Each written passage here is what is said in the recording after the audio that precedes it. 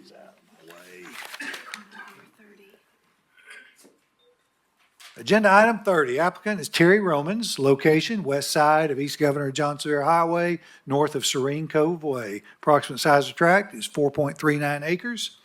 Present zoning is agricultural, zoning requested, neighborhood commercial, and existing land use is agriculture, forestry, and vacant land. Staff recommendation is to deny the neighborhood commercial zone because the property is inconsistent with the intent and location criteria of the CN zone. Is the applicant present? Do we have opposition? Any opposition? Seeing no opposition, would the applicant like to speak?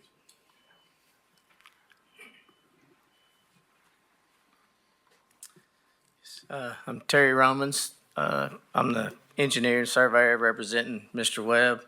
I live at 1923 Hopewell Road, Knoxville 37920, just kind of east of that piece of property. Mr. Webb's owned the property for a long time, and you know he's wanting to do a commercial so he could probably do some type of storage because they're putting in a lot of houses beside it. They're doing a lot of houses on John Sevier. These folks, I think, will have access to the river. He can do a nice storage facility, a nice RV park because the lots are small. They probably won't have a place to keep their boats. Mr. Webb's done a lot of commercial developments in South Knoxville. All his properties are nice, kept up, maintained. We actually talked to the neighbor across the street. She was happy with what we were going to do, but I'll let him speak on his behalf. But that's really what, I mean, you're beside a treatment plant, and then you've got a large subdivision to the kind of southwest. They're putting in a large subdivision to the north of the property, and I just think what he's building would accommodate all the subdivisions that are going around him and that's on the other end of John Sevier that's getting developed right now. But I can let Mr. Webb speak on his All right, part of it. thank you. Jimmy Webb, 585 Pickens Gap Road. I've done a lot of development on John Sevier, and I've been there a long time, and it's just, I try to just take the land and make use of it to apply with the community. And I'd really like the consideration of rezoning this to be able to do something with the property other than just let the vacant land lay there. I have let KUB use it to do a laydown lot for all the fiber optics in South Knoxville. Just so they had some place to store their stuff, and they were putting gravel down and helped me take care of it. But I would really like the consideration of rezoning it to be able to do that and do some nice storage buildings. And none of my properties on John Sevier have ever had a problem. They're all mowed every week and maintained for the public to pull in and not be afraid to get out. And I appreciate you guys' help. Thank you, Mr. Webb. I would like to say one more thing. Sure.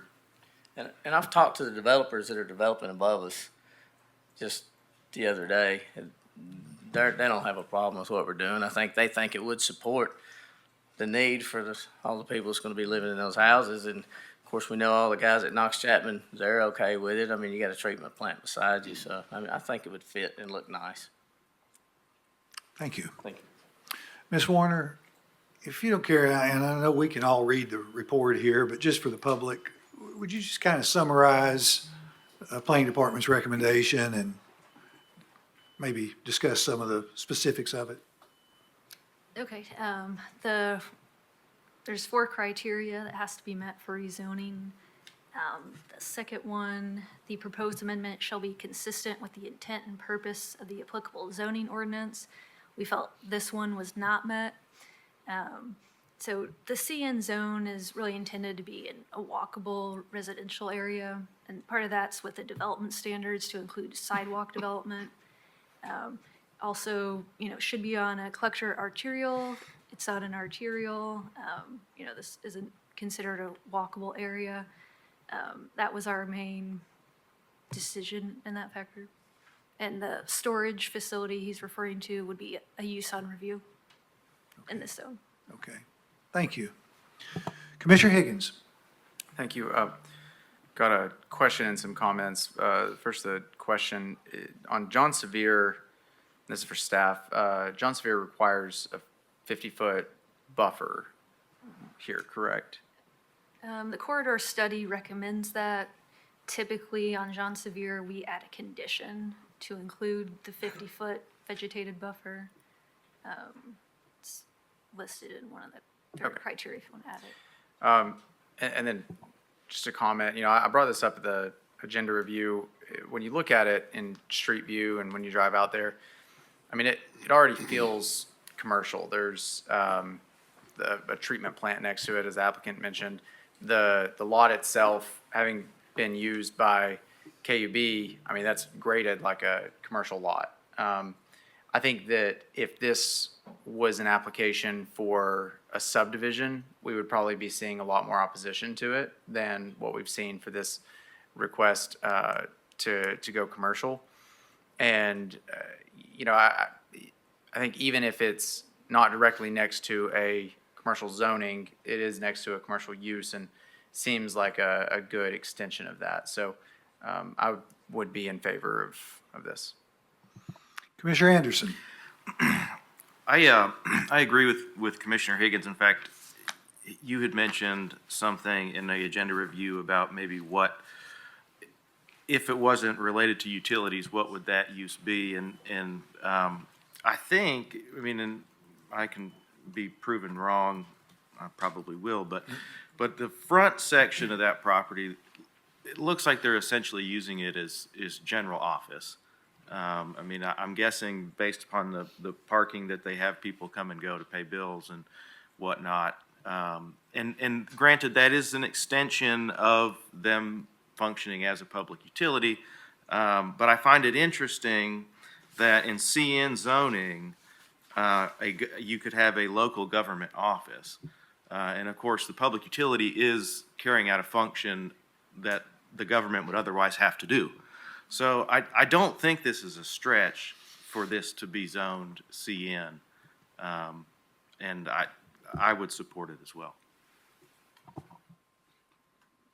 Vice Chair Huber. I would echo Commissioner Anderson and Higgins. When I drove out there and looked at it too, it does look like it's just, a nice little strip office in the front. But if you look right behind it, there's a massive water tank, sewage tank being held. There's a 2-story huge warehouse. And then beyond that is where they actually treat the sewer, on the river, So, this is not a light industrial use. I would almost see the neighborhood commercial as being a buffer, between what is being done there legally and the neighborhoods down through there. As far as the storage is concerned, we can look at that on a use on review. But and I get where staff is. It's ideal if we have the neighborhood commercial directly on a corner, but it's not a total requirement in my opinion.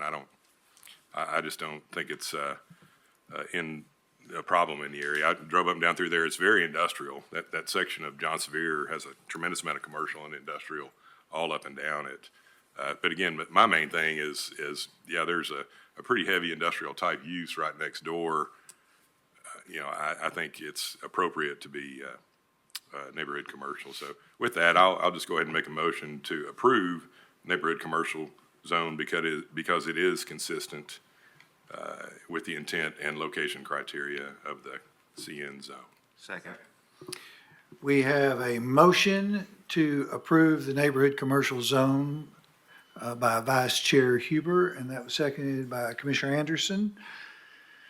And I get staff's stance on this. However, I get how and understand how we can support this too. It's not an ideal neighborhood commercial, but I kind of looked at it as what's the harm being next to the kind of that business use of the public utility.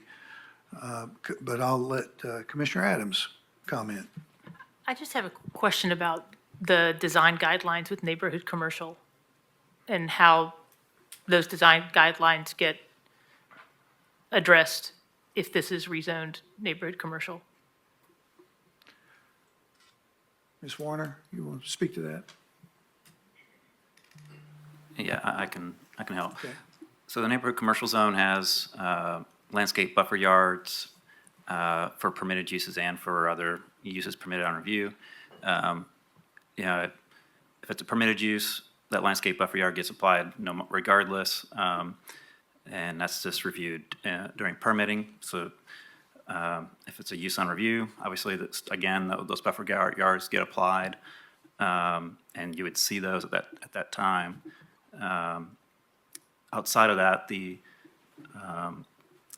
other uses permitted on review some of them do have design criteria. Self-storage in CN does have some minor design criteria that would be applied.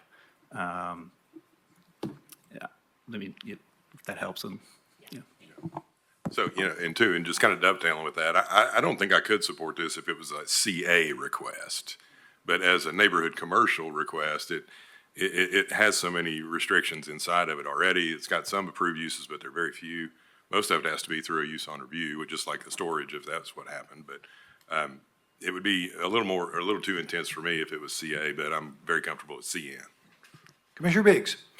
Well, I was actually just about to ask if CA would be a more appropriate use here, because if it doesn't meet the criteria of neighborhood commercial and there's CA not far down the road to the south, is that not a better use or a better zoning designation for this space and the intended use without kind of, I don't know, going against the intent of neighborhood commercial? So that was going to be sort of my question and proposal, is that would CA accommodate this use? And again, it's next to an industrial utility type space. So it sounds like, Commissioner Huber, you disagree that CA would be appropriate there, but curious if others have thoughts, or if staff would have viewed this differently had CA been the requested zone.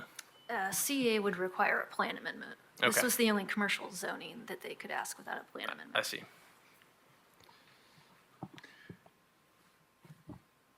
Okay, we have a motion and Commissioner Gill. Yeah, I'm sorry. I don't mean to continue along this line.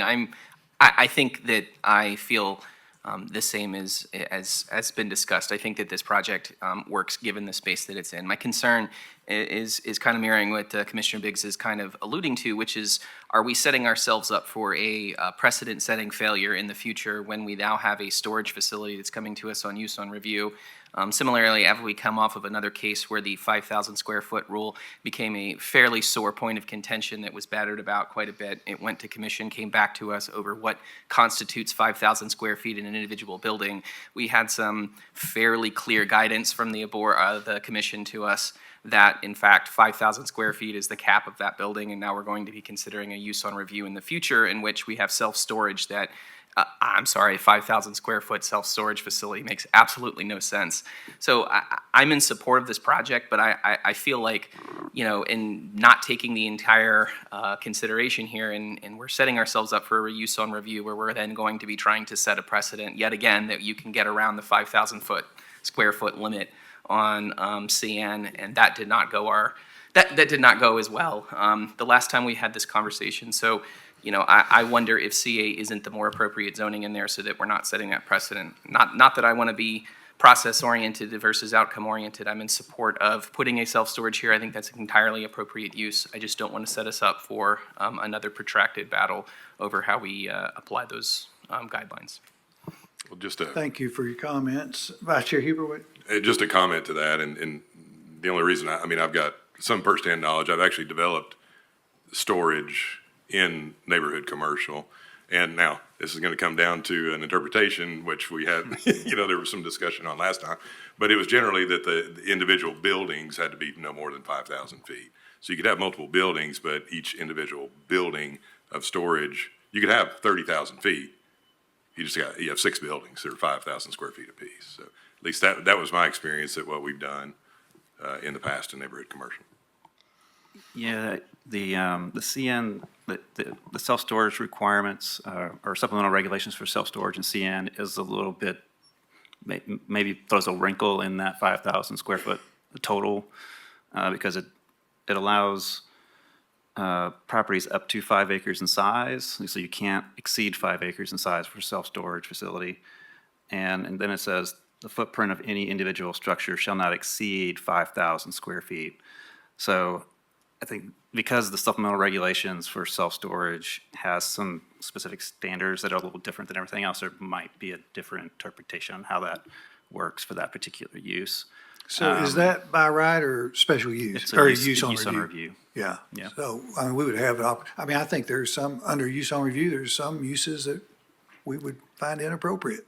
Yeah, and And I think the fact that the applicant is asking for neighborhood commercial, and it's less intensive, while it may not be a perfect fit, but if everything was black and white, they wouldn't need us, I guess, is the way I would see it. Commissioner Anderson? So, I'm thinking now, thanks to you guys. So I guess my question to staff would be, so if the applicant wanted to build climate-controlled indoor storage, you know, a 30,000 square foot building, it seems like they'd be better off to apply for permitted use under ag, because I don't think that would be permitted under CN. so the indoor storage use in the agricultural zone is intended for personal use only. Okay. Yeah. Okay, that answers my question.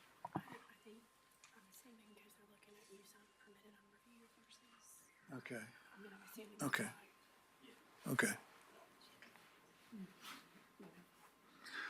All right, where are we? Where do we leave off? Do we have a motion and a second? We have a motion and a second to approve. Seeing no other lights, all in favor say aye. Any opposed? Motion carries. All right.